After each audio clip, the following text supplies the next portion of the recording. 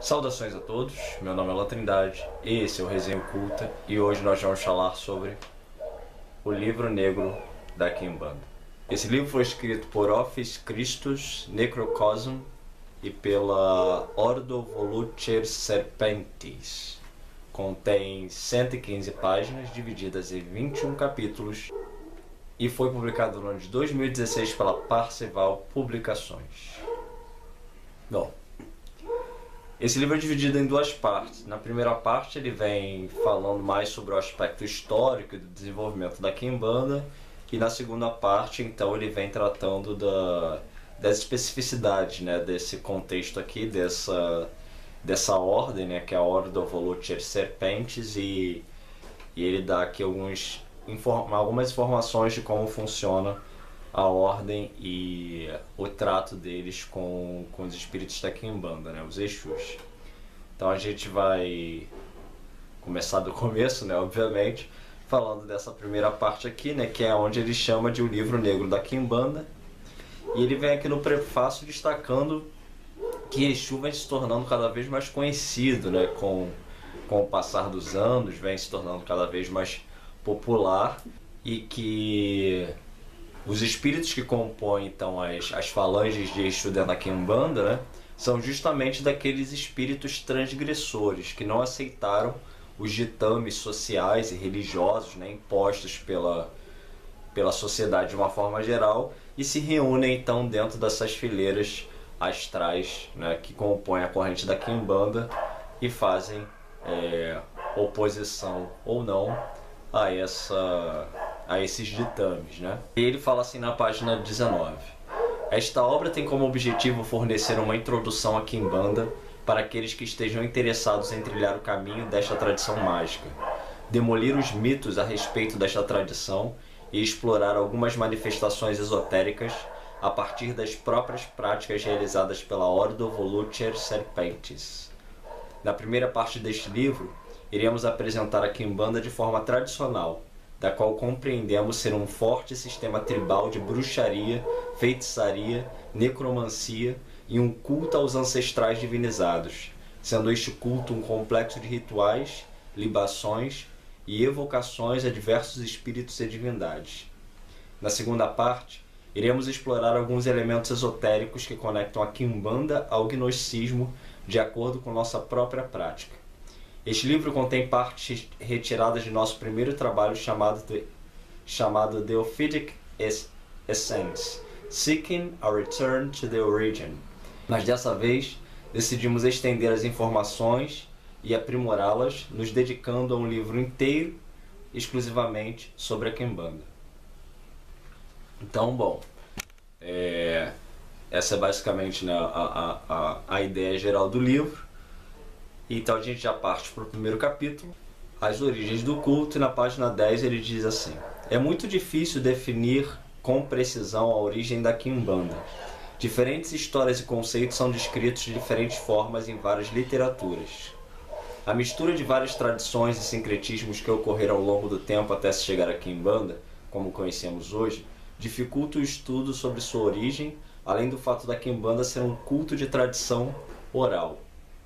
Sabemos que as raízes africanas da Quimbanda vêm dos Bantus, dos povos de Angola, Congo, que praticavam o culto aos Mkisi, Nkisi, e reuniu elementos das tradições de vários grupos étnicos africanos, como os Ambundos, Bakongos, Bagandas, Balubas e outras tribos bantas, além do sincretismo com o culto Nagô, que, assim como os Bantus, foram escravizados e trazidos em massa para o Brasil.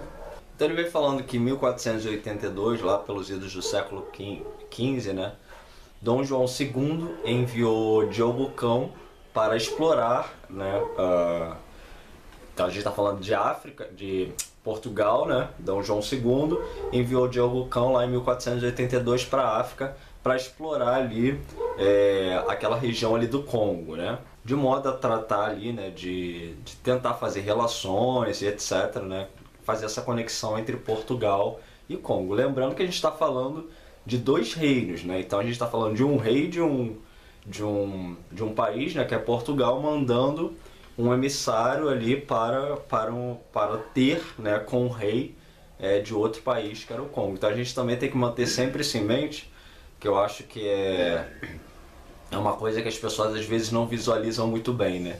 Que tanto a Europa quanto a África tinham reis, né? Tinham monarcas, tinha realeza, né?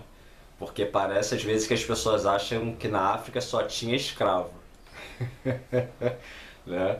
E aí é bom a gente manter e já começar a visualizar isso. A gente está falando de um rei mandando, né, um emissário lá, que é o Diogo Cão, para, né, um outro país ter, né, com aquele povo ali e entrar em contato com o rei daquele país, no caso o Congo. E aí então ele encontra lá, né, o Mani Congo, que era o rei de Congo na época, e eles estabelecem boas relações. Então o que eles vêm destacando aqui é que Portugal e Congo, né, tiveram boas relações durante esse tempo.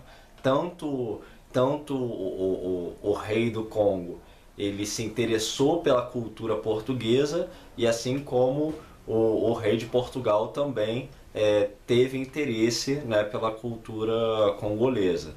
Então, inicialmente, o que a gente tem? A gente tem dois reinos mantendo boas relações. E aí, em função dessas boas relações, né, o rei do Congo pede então, né, que o rei de Portugal enviasse ali padres, né, sacerdotes, porque ele queria aprender mais sobre o cristianismo e a cultura portuguesa e etc. Então ele é rebatizado, né? Ele é batizado dentro da religiosidade cristã e passa a se chamar então João I. E aí o filho do Mani Congo, né, ele também abraça essa ideia e ele também se converte ao cristianismo, então inicia uma perseguição contra a cultura religiosa tradicional que se tinha no Congo. Então veja que, segundo essa abordagem aqui dos autores, né, a gente não está falando de um processo de opressão que partiu do europeu, branco e etc. para cima do preto congolês ali. A gente está falando de um processo de relações internacionais, né, onde o indivíduo per si, porque percebeu naquela cultura algo que interessava a ele, resolveu implementar aquilo ali na própria cultura dele, na própria nação, no caso o Congo. E aí há essa perseguição em cima das práticas e religiosidade da própria cultura natural deles ali.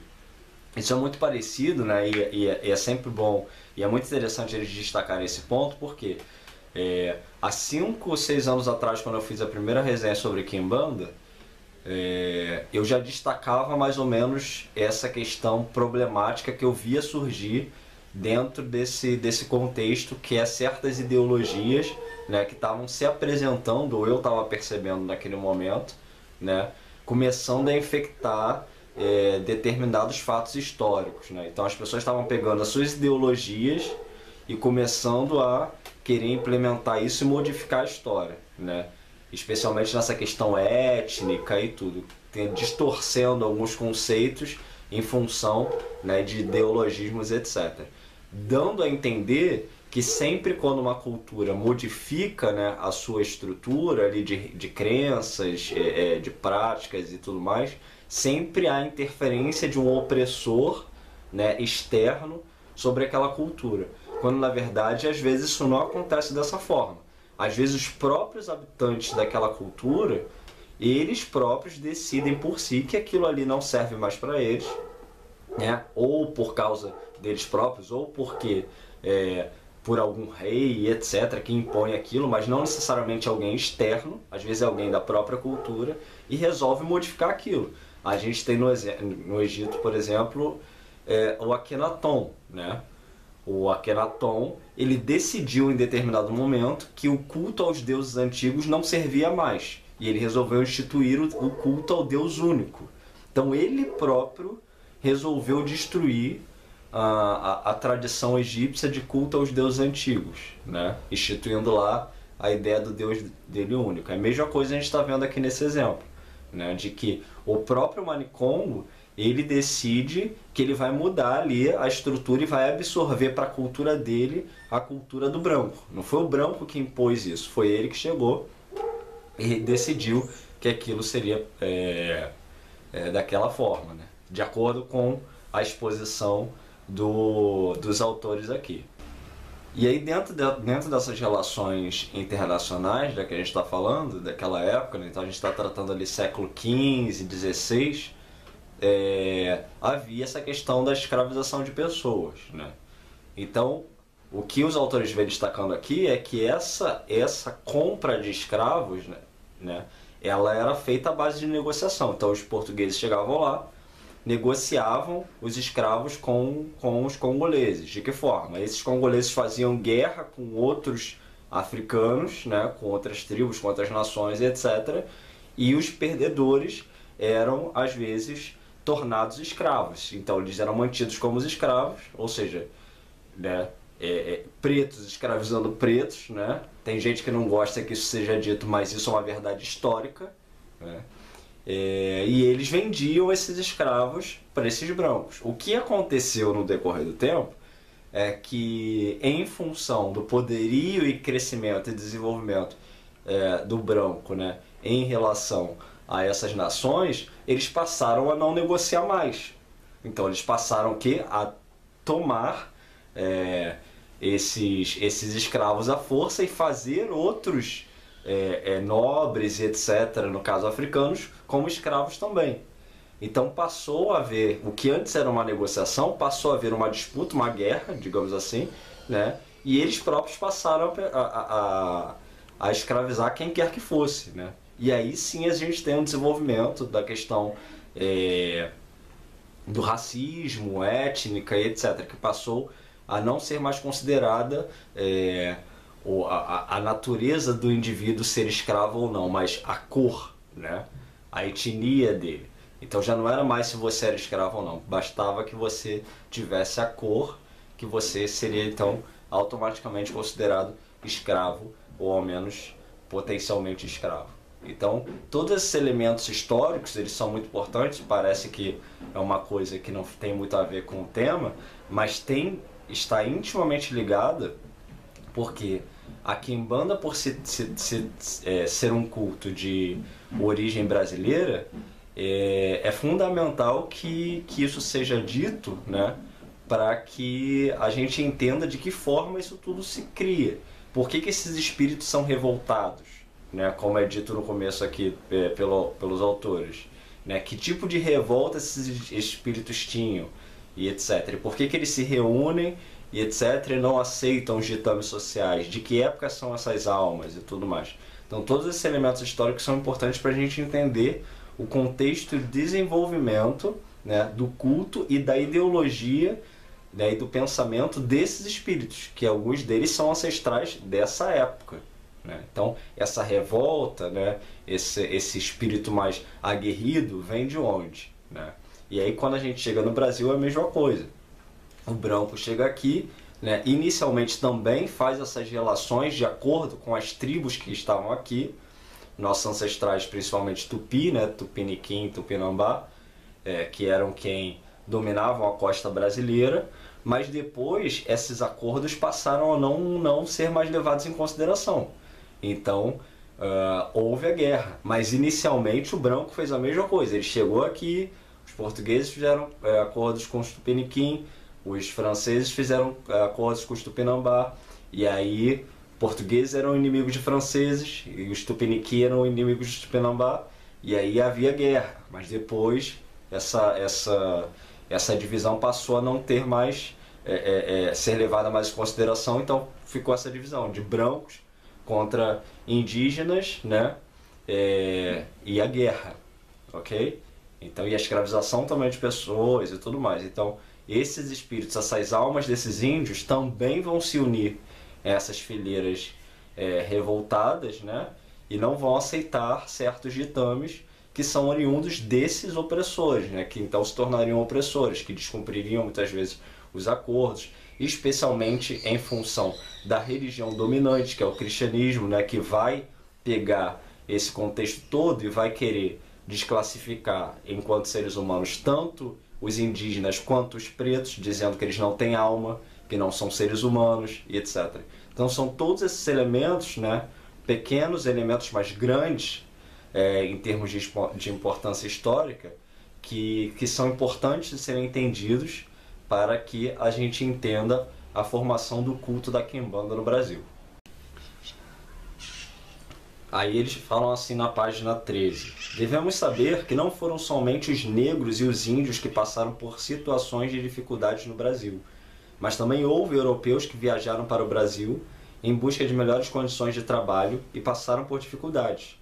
Alguns europeus vieram com o intuito de se tornarem proprietários rurais, mas devido à sua situação precária, contraíram dívidas com os latifundiários que financiavam as passagens das vindas para o Brasil. Estes latifundiários que estavam acostumados com trabalhos escravo estavam despreparados para lidar com o trabalho assalariado. Criaram situações para que os imigrantes europeus contraíssem dívidas com eles e não tivessem a chance de buscar novos rumos, ficando retidos em seus locais de trabalho e criando uma espécie de semi-servidão. Os imigrantes deixaram de aceitar a exploração e começaram a lutar das mais diversas formas, sendo muitas delas de formas violentas, havendo greves e, em várias ocasiões, principalmente nos campos, assassinatos. Os Exus, que muitas vezes são chamados de povos das ruas, representam esses ancestrais que formaram a história do Brasil, sendo eles principalmente de origem europeia, africana e indígena, ou da mistura entre elas.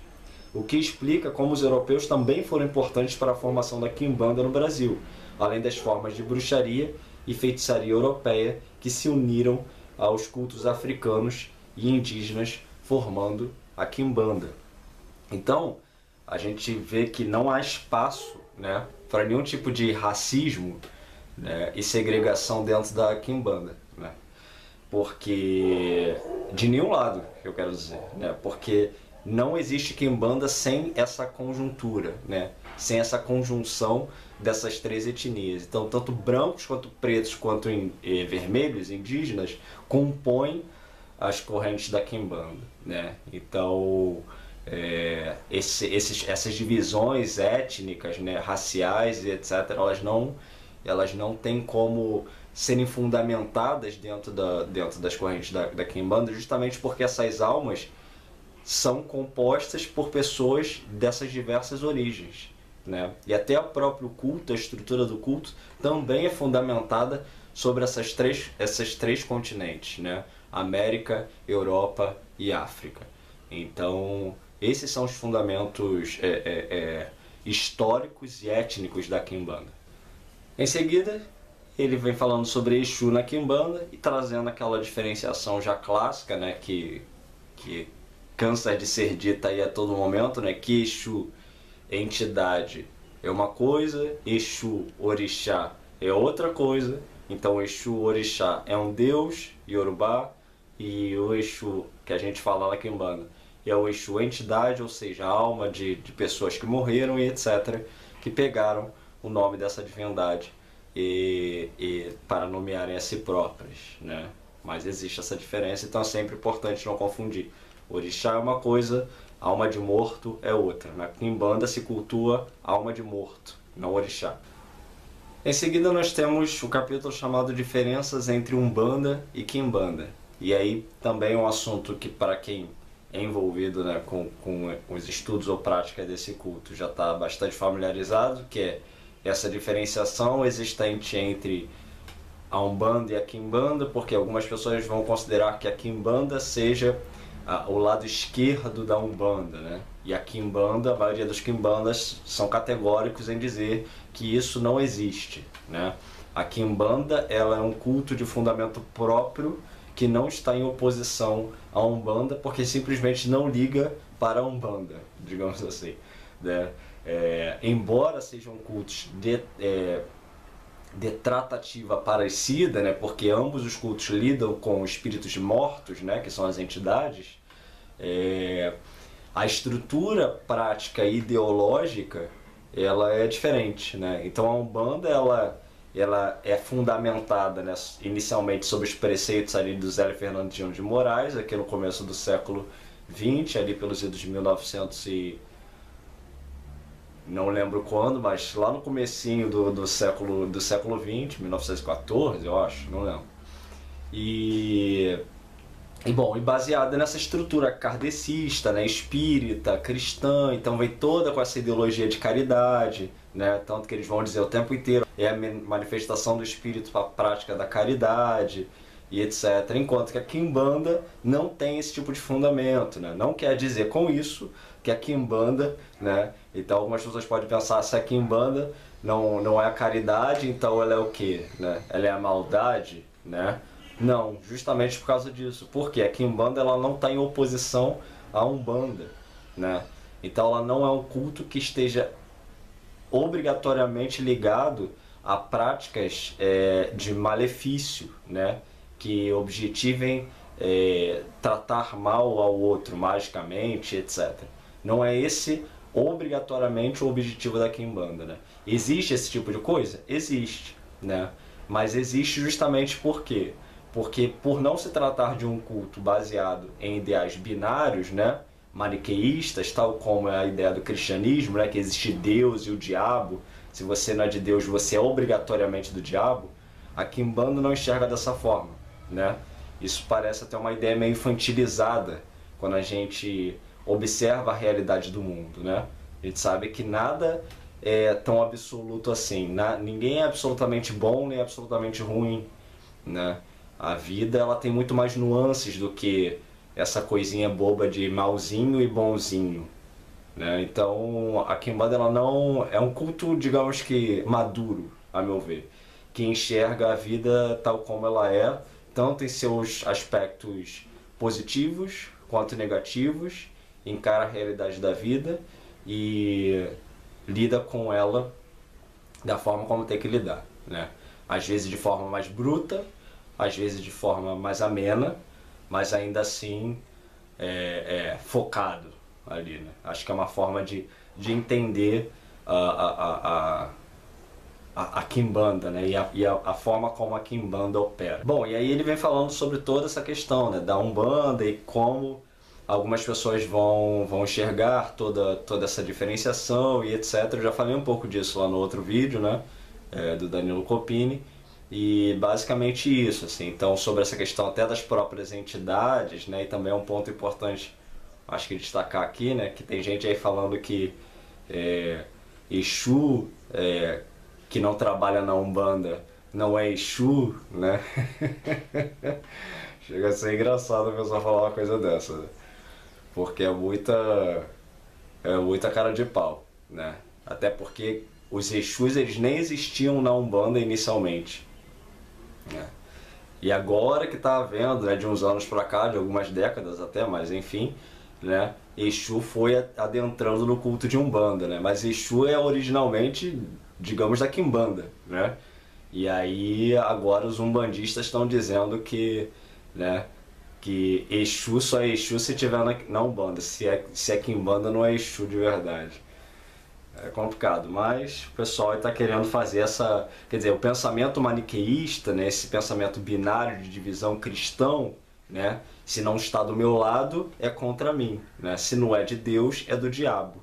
Então você vê como essa ideia ela vai se estendendo para tudo dentro da percepção de mundo dessas pessoas, né? E querem incutir isso até em Exu, né? Então, bom, mas vamos ver no que isso vai dar, né? Chegamos então ao capítulo Reinos e Linhas, e aí ele diz assim na página 21. Na Quimbanda cultuam-se entidades primordiais e ancestrais regidas pela senda sinistra. Cada entidade e divindade possuem características particulares em sua forma de agir, local de manifestação, forma como se manifestam e as energias com as quais estão envolvidas. A Quimbanda é dividida ordenadamente em 7 reinos. Os reinos são áreas extensas onde trabalham as entidades. Cada reino reúne entidades que possuem características incomuns, isto é, cada entidade carrega estereótipos e características particulares do reino a que pertencem. Para cada reino existem 9 povos, a área determinada de cada reino. Para cada povo temos seu respectivo chefe. Aí nós temos o reino das encruzilhadas, e ele vem falando sobre o reino das encruzilhadas e os 9 povos que compõem o reino das encruzilhadas com seus respectivos Exus chefes. Os reinos dos cruzeiros é a mesma coisa, né? Então vem os 9 povos e os chefes, o reino das matas, o reino dos cemitérios, o reino das almas, o reino da lira, o reino da Calunga Grande, que é a praia. Calunga Grande que é a praia, já foi todos, né? Calunga Pequena é o cemitério, já falei. Em seguida nós temos o capítulo chamado Linhas. As linhas são um modo de trabalho das entidades sobre os povos e reinos da Quimbanda. São as áreas específicas que as entidades dominam melhor. As linhas da Quimbanda também são em número 7, possuindo cada uma 7 Exus e os chefes de legiões. A linha Malay, linha das almas, linha do cemitério das caveiras, linha Nagô, linha de Mossurubi, linha dos caboclos quimbandeiros e linha mista. Isso aqui hoje em dia, tá? Isso é importante destacar isso, porque essa coisa aqui de linha e etc. Isso aqui se confunde um pouco com alguns segmentos da Quimbanda, então nem todo mundo vai se guiar por essa coisa aqui de linhas. A questão dos reinos, praticamente até onde eu sei, todas as quimbandas, e existem várias quimbandas, é importante saber disso também, né? Não existe a quimbanda, tal como o cristianismo tem vários segmentos, existe cristianismo católico, romano, ortodoxo, protestante e etc. Mesma coisa no candomblé, tem candomblé jeje, queto, nagô e etc. Mesma coisa na quimbanda, existem vários segmentos de quimbanda, né? E esses segmentos, né, como luciferiano, não sei o que, blá blá, se confundem com essa coisa das linhas aqui. Então, para quem não é familiarizado com esse universo todo, é importante entender que quando você se aproxima de um tata, né, que é um sacerdote de quimbanda, você tem que saber qual é a ideia dele sobre a quimbanda, né? Quais são os fundamentos da quimbanda dele, qual é a quimbanda dele, etc. Porque aí você segue aquele caminho ali, caso seja do seu interesse, você for aceito, né? E você vai se fundamentar naquela quimbanda ali, porque uma outra quimbanda pode falar coisas totalmente distintas daquela quimbanda que você pertence. Então, como a gente está vendo aqui, essa linha aqui tem essa coisa de linha Malay, linha das almas, etc. Algumas outras quimbandas nem vão falar disso aqui, ok?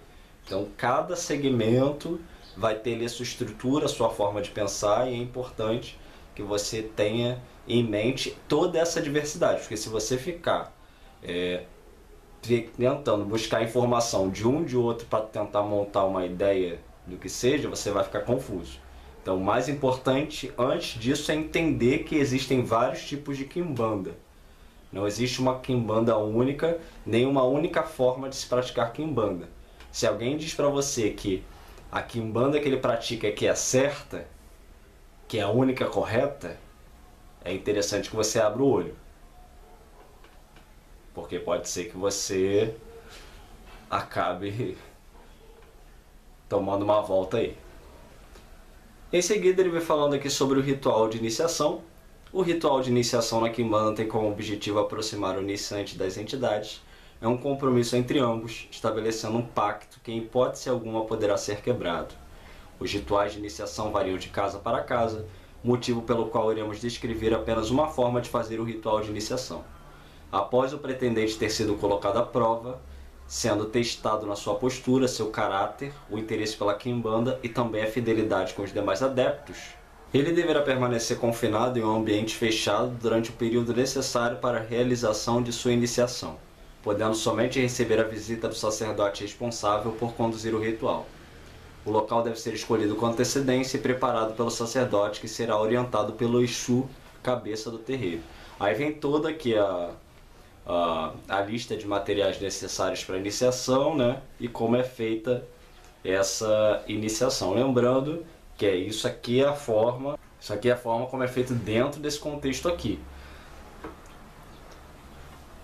Outros templos, né, vão ter outras formas totalmente distintas, etc. Porque, como já dito, cada templo né? Cada templo é um templo, cada quimbanda é uma quimbanda. Em seguida nós temos a consagração do templo, né? Barra terreiro, e a mesma coisa, né? Aqui ele vai dar as instruções de como deve ser feito, o que deve ser feito, né, para a abertura de um templo, etc. Que deve ser esse adepto, né, vai se dedicar ali ao culto aos seus Exus, e que obviamente não pode ter a presença de profanos, etc. Só de pessoas, né, que sejam selecionadas e relacionadas ao culto. E aí ele traz toda a lista de material aqui, a forma como deve ser feito esse ritual, e indica aqui, né, que deve ter pelo menos um culto uma vez ao mês. Sobre linhas e colares, né, que são os famosos fios de conta, ou como algumas pessoas chamam de guias, né? Ele vem dizendo, né, que eles têm diferentes formas e fundamentos, porque eles têm diferentes objetivos. Então cada fio de conta ali é preparado de uma maneira e com uma intenção, porque eles objetivam coisas diferentes e estão relacionados a Exus diferentes, né? Os fios de conta, eles são como uma espécie de talismãs, né? Quando eles são consagrados, eles têm uma função específica.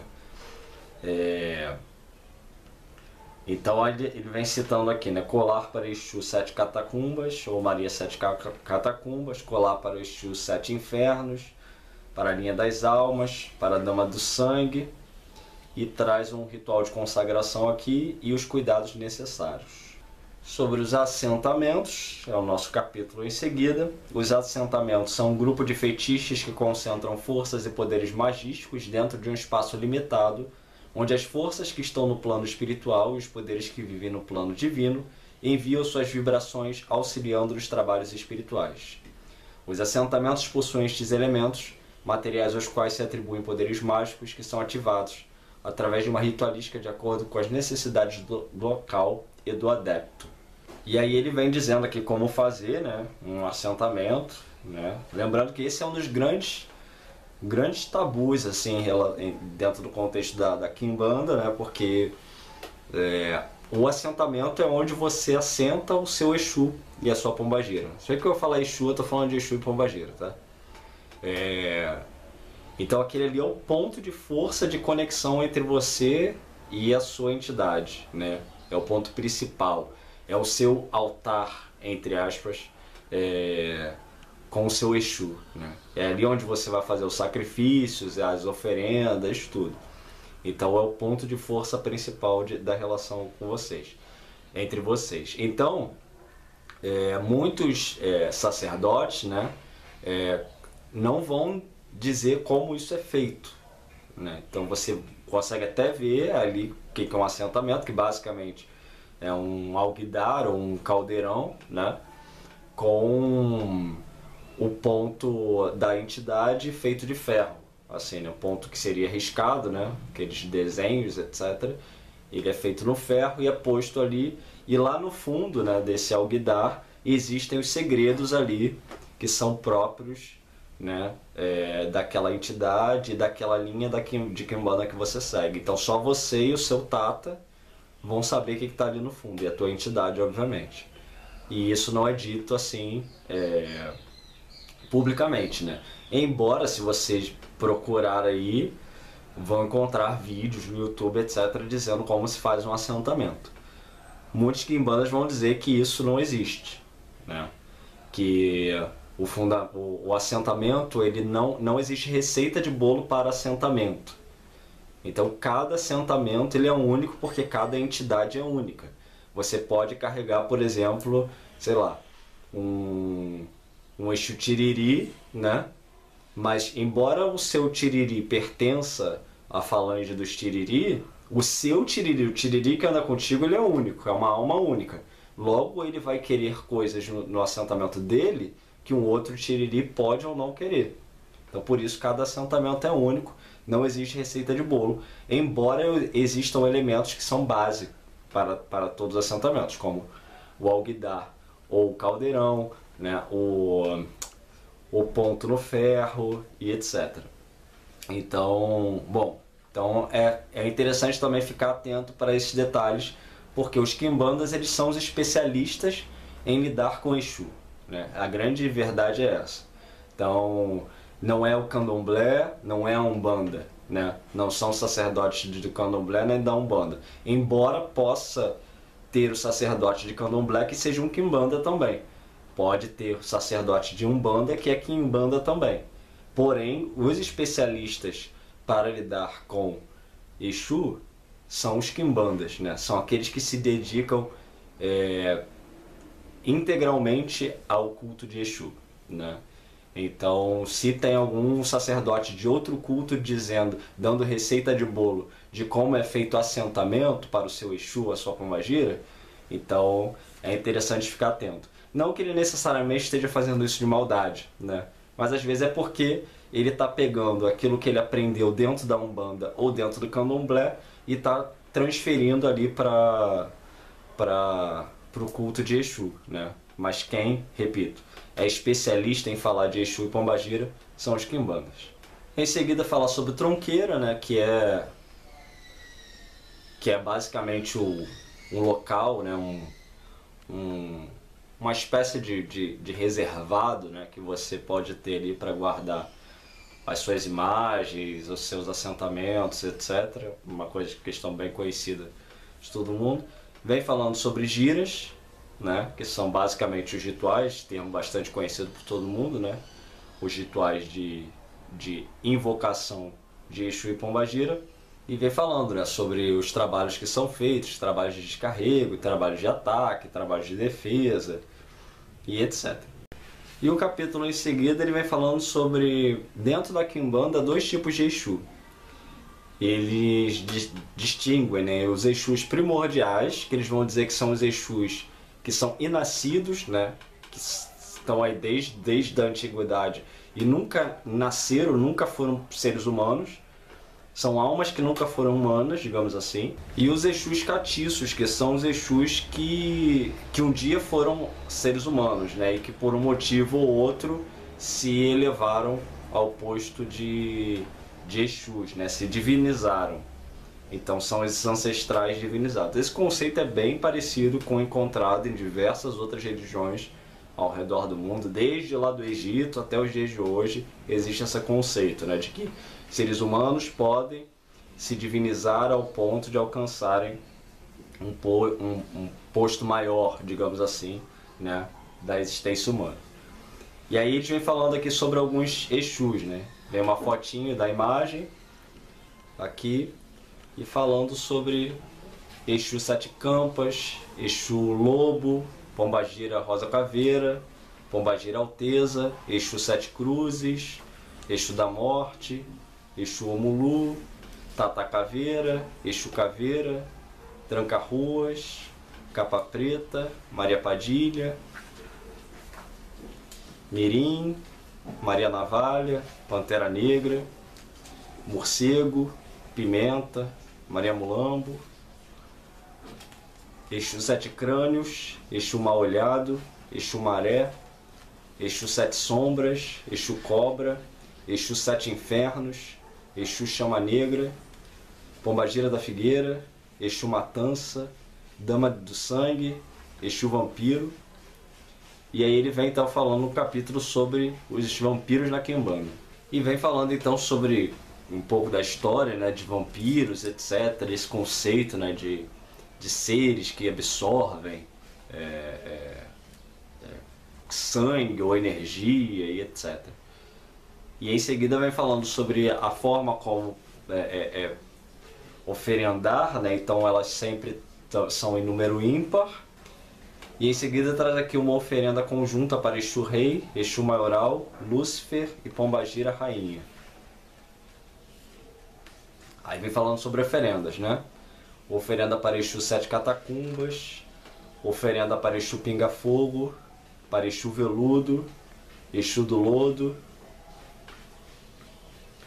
Maria das Sete Catacumbas, Exu Omulu, Exu Sete Sombras, para Exu Tata Caveira, Exu Marabô, Exu Sete Facadas, Exu Sete Buracos, Exu do Lodo. Em seguida vem falando sobre a finalidade dos pontos cantados e riscados, onde ele vem então falando, né, que são os pontos de evocação e invocação dessas entidades. Então traz aqui alguns pontos riscados, traz também alguns pontos cantados aqui.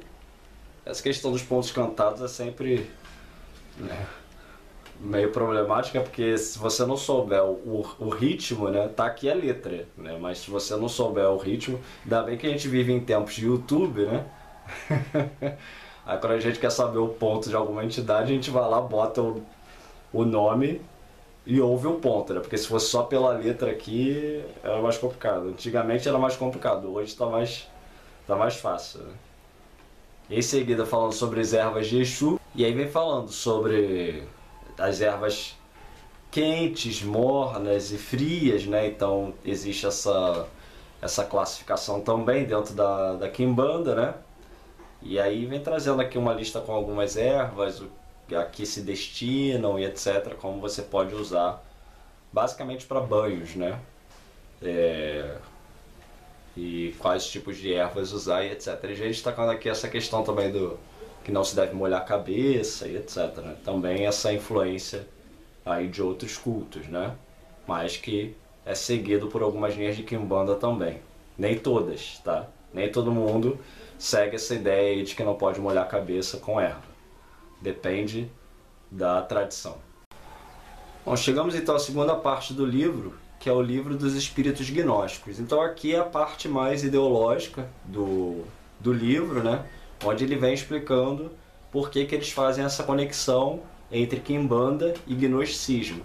Lembrando que, embora esse livro aqui trate dessa questão gnóstica, e também alguns outros livros também façam essa conexão, alguns outros templos façam essa conexão, isso não é uma regra. Nem todas as linhagens de Quimbanda vão ter essa conexão com o gnosticismo, ok? Então ele fala assim na página 105. O gnosticismo desde o início tem sido associado às ideias opostas e incompatíveis com as tendências dominantes. Podemos dizer que todos aqueles que possuem uma aversão à sociedade e ao mundo, sentindo-se ontologicamente estranho a ele, aproximam-se das ideias gnósticas. Os gnósticos representam a contracultura e as heresias de cada época. A partir disso, utilizaram de várias tradições e mitos para explicar sua forma de ver este mundo. Porque o gnosticismo é uma expressão mitológica de uma experiência interior, e todo homem que recebe gnose possui uma melhor compreensão do ser humano e do mundo, possuindo uma forma contrária aos pensamentos hegemônicos, que são aqueles que se transformam em senso comum. O Deus supremo dos gnósticos não é o criador deste mundo, nem mesmo é o governante. Em verdade, ele é ontologicamente estranho a este mundo, sendo sua completa antítese. Os gnósticos consideram que este mundo é obra dos poderes inferiores e o ideal seria que não existisse. Nós que compartilhamos das ideias gnósticas não compreendemos como os humanos se alegram e aplaudem quem criou este mundo, que é totalmente desprezível, e ainda chamam o Criador de perfeito e bondoso. A nossa lucidez nos leva à descrença sobre este mundo. Aqueles que não conseguem enxergar a realidade se refugiam na visão de que esta criação é uma obra perfeita, criada por um ser perfeito. O gnóstico é aquele que, sem utopia, conhece a realidade sobre este mundo, os traços monótonos dessa existência, a miséria que se difunde, a verdadeira natureza humana, e sabe que não se pode esperar algo muito melhor deste mundo. Um dos pontos mais importantes que podemos encontrar tanto na Quimbanda quanto no gnosticismo é a rejeição à ética e à moral. Se a palavra ética ou moral são compreendidas como um sistema de regras, então tanto o gnosticismo quanto a Quimbanda opõem-se a ambos. Nós, assim como os outros grupos gnósticos, acreditamos que as leis são obstáculos para descobrir a própria divindade interior. E por isso acreditamos que tanto o gnosticismo quanto a Quimbanda sejam uma viagem no reino proibido e ilegal. Os espíritos que pertencem à Quimbanda possuem estas características amorais e antiéticas, demonstrando aversão às leis e representando a oposição dos valores que a sociedade vigente dominante tenta impor. Estas entidades não possuem apenas estas características antiéticas e amorais, que se assemelham aos aspectos do gnosticismo, mas também estão ligadas a muitas outras características como a rebeldia, a irreverência e a busca. Mas aí ele destaca em seguida que, embora essa postura e esse pensamento, né, isso não é um convite à insanidade, né, a falta de autocontrole e etc., mas que está principalmente ligado à oposição às regras impostas pela sociedade baseadas na ideia do Deus de Israel e nessas ideias judaico-cristãs, né? Então é basicamente uma oposição a essa forma de pensamento, né, e esse conceito do que seja ética ou moral baseado nessas ideias judaico-cristãs. E aí eles complementam. Nós entendemos que quanto mais amplo o conhecimento, sabedoria ou gnose de um ser, mais ele se sente atormentado e oposto a este mundo. Quanto maior o conhecimento e sabedoria, mais o indivíduo vê a realidade sobre este mundo, se desapegando dele, negando e rejeitando a existência, levando à misantropia e à aversão a toda esta ilusão. As pessoas que possuem falta de conhecimento consideram a vida e este mundo agradável, pois a ignorância faz com que estas pessoas consigam adorar a criação e ao Deus Criador, mesmo diante do escândalo da vida. Somente uma pessoa ignorante é capaz de adorar este mundo e ainda agradecer a Deus por tê-lo criado. Dessa forma, compreendemos que aqueles que tiveram contato com a luz da sabedoria também se tornam um adversário deste mundo. Lúcifer, do latim lux, luz, lucis ou luz, e fere, portar ou levar, significa portador da luz. É um nome utilizado para descrever um ser de luz antimatéria, puro e imensamente espiritual. Ele é aquele que é responsável por mostrar ao homem, através da luz da sabedoria, a realidade sobre este mundo e sobre si mesmo, o profundo nível da sua própria essência, distinguindo o verdadeiro e eterno do passageiro e mutável. Consequentemente, Lúcifer é Satanás, porque Satanás em hebraico significa opositor e adversário. Essencialmente, no aspecto de Satanás, ele é o adversário que se opõe às normas, às regras e às leis dos homens e do Deus de Abraão, Demiurgo, ou o arquiteto do universo. A Quimbanda é assim considerada por nós um veículo de interpretação de uma realidade, e por ser genuinamente do Brasil, ela é muitas vezes o reflexo do que surgiu na sociedade brasileira. Os ancestrais cultuados presentes nela seriam os tipos sociais que estariam em oposição a esta própria sociedade, uma sociedade presa em regras, leis e dogmas, a qual é composta por indivíduos presos aos pensamentos de rebanho. A Quimbanda descreve os aprendizados e experiências de vida destes ancestrais, pois é através do aprendizado e de experiências que possibilitamos a evolução, o autodesenvolvimento e descobrimos a convicção da identidade divina presente em nós.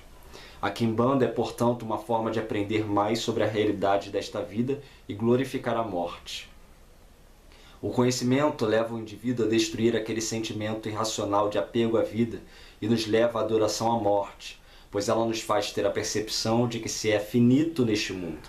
Logo, o conhecimento é o que nos faz caminhar em oposição a este mundo e a quem o criou, indo ao encontro de nosso pai Exu maioral Lúcifer, também chamado de Satanás.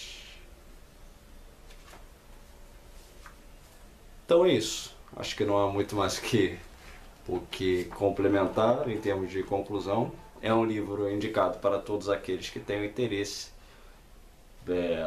pelo estudo da Quimbanda nas suas mais diversas formas, né? Sempre mantendo em mente isso, né? De que existe essa multiplicidade de pensamento, né? Cada segmento de Quimbanda ele tem a sua doutrina, a sua ideologia e as suas práticas. Muito obrigado pela sua atenção até aqui e até a próxima.